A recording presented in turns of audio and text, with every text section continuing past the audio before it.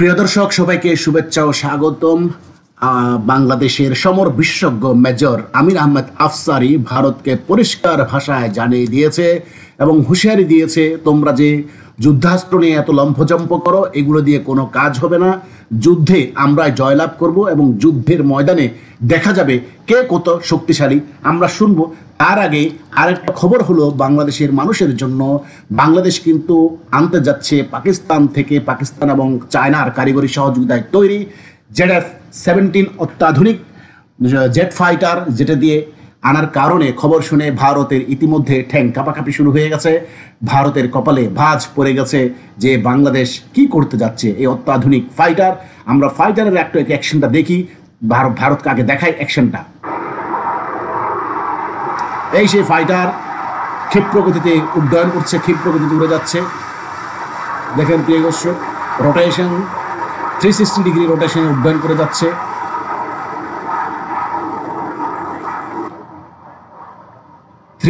Degree রোটেশনে সে উড্ডয়ন করছে।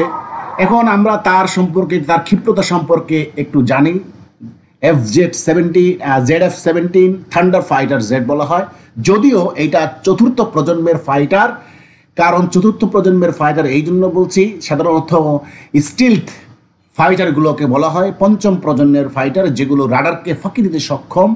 অর্থাৎ Russian S-600কে বাদে S-400কে ফাঁকি যেগুলো দিতে পারে সেগুলোকেই বলা হয় স্টিলথ প্রযুক্তির, অর্থাৎ রাডারকে ফাঁকি দিতে পারে। কিন্তু এইটা কিন্তু স্টিলথ প্রযুক্তির না, এটা রাডারকে ফাঁকি দিতে পারে না। অর্থাৎ এটা যে কোনো রাডারের যখন ক্যাচ হওয়া মাত্রই মিসাইল মেরে দিলে, রাডার গাইডেড মিসাইল মেরে দিলে এটা ধ্বংসপ্রাপ্ত হবে। তবে তার আগে এটা কি করতে পারে সেটা একটু শুনি। এটা কিন্তু তার পেলোড টেক অফ করতে পারে 29,000 পাউন্ড ম্যাক্স পেলোড নিতে পারে, এবং এইটার কিন্তু 800 কিলোমিটার রেডিয়াসে যুদ্ধ করতে পারে। এবং এটা কিন্তু তারপর দেখি জেট ফাইটার, আর এটা কিন্তু তার ডিরেকশনাল গান আছে, যেটা দিয়ে আপনার আশেপাশে কোনো ফাইটার থাকলে সেটাকে ধ্বংস করতে পারে। তারপর এটাকে বোম ক্যারি করতে পারে, লেজার গাইডেড বোম ক্যারি করতে পারে, এটা একটা সুবিধা। এবং এয়ার টু এয়ার সারফেস এটা ফাইট করতে পারে, মিসাইল থ্রো করতে পারে, যার ফলে এটাতে জ্যামার সিস্টেমও আছে। জ্যামার সিস্টেমটা এটা চাইনিজ জ্যামার সিস্টেম, যেটা মিসাইল আসলে তার দিকে জ্যাম করতে পারে। কিন্তু চাইনিজ জ্যামার নিয়ে সন্দেহ আছে, সাধারণত চাইনিজ জ্যামারগুলো ভালো মতো কাজ করে না, যে কোনো জ্যামারই। এইটা হয়তো ঠুনকু টাইপের জ্যামার, যদিও তারপরও এইটার এই ক্ষমতাটুকু আছে, জ্যামার লাগিয়েছে। আর রাডার সিস্টেমে এটা স্পেসিফিক টার্গেট করতে পারে যে কোন পয়েন্টে এটা আঘাত করবে, সেইটার তার কিন্তু সক্ষমতা আছে। তো এখন এই ফাইটার কিন্তু, বেশ কিছু ফাইটার কিন্তু 40,000 কোটি টাকার চুক্তি হয়ে গেছে।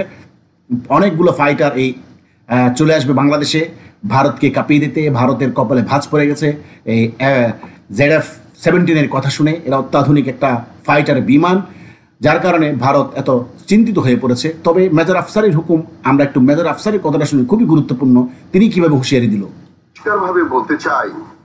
পরিষ্কারভাবে বলতে চাই, এই যে বাংলাদেশ থেকে যে হুমকি ধামকির কথা আপনারা বলছেন, এটা একটা বাঘ যুদ্ধ মাত্র।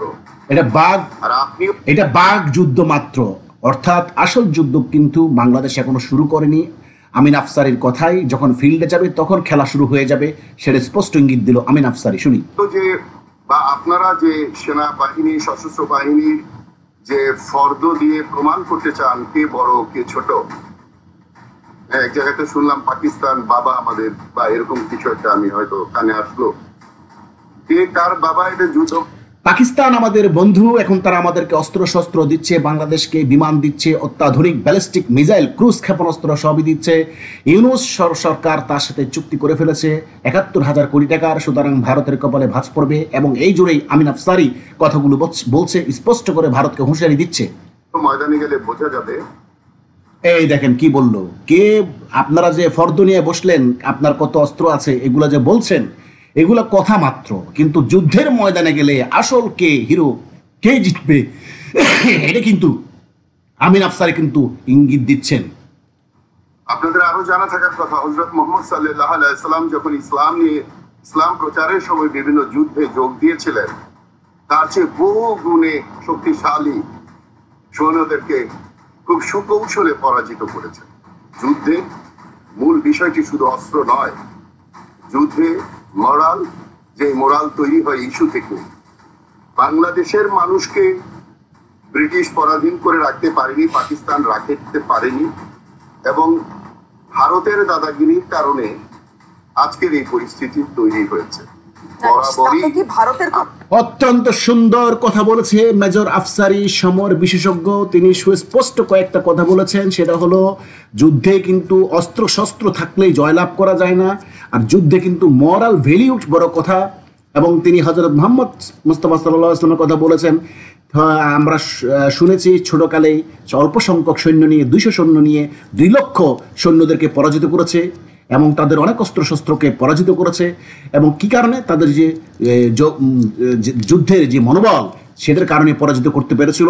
তো আমিন আহমদ আফসারী সেই বার্তাই দিচ্ছেন, অর্থাৎ বাংলাদেশের জিহাদি ভাইদের যে মনোবল, ভারতের সাথে যুদ্ধ করার যে অভিপ্রায়, যে শক্তি তাদের মনে সঞ্চারিত হয়েছে, যে কৌশল, অর্থাৎ যে শক্তি তারা মানসিকভাবে অর্জন করেছে, তা তো করে ভারতকে সহজেই পরাজিত করবে, এটাই কিন্তু নিরাপত্তা বিশ্লেষক হিসেবে মেজর আফসারী কিন্তু বলছেন। এখানে আরেকটা জিনিস বলে রাখি, আমি একটা কৌশলও শিখিয়ে দিই কীভাবে যুদ্ধ জিতে যাবে। ওনার কৌশল আমরা একটু আলাপ করেছি সমর বিশেষজ্ঞ বাংলাদেশিদের সাথে। তাদের কথা হলো যে ভারতের যে সমস্ত অস্ত্র গোলাবারুদ আছে সেগুলো, হ্যাঁ ঠিক আছে, ক্যান্টনমেন্টে হামলা করলো, ক্যান্টনমেন্ট ডিস্ট্রয় করে দিল, ওকে ফাইন, আর্মির কোনো প্রয়োজন হবে না।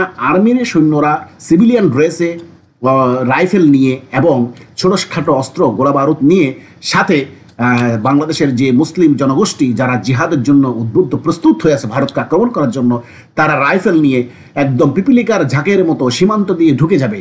ফলে ওইখানকার যে মুসলিম আছে তাদের সাহায্য পাবে, ফলে ভারত কিন্তু ওই তাদের অভ্যন্তরে আর কোনো হামলা করতে পারবে না।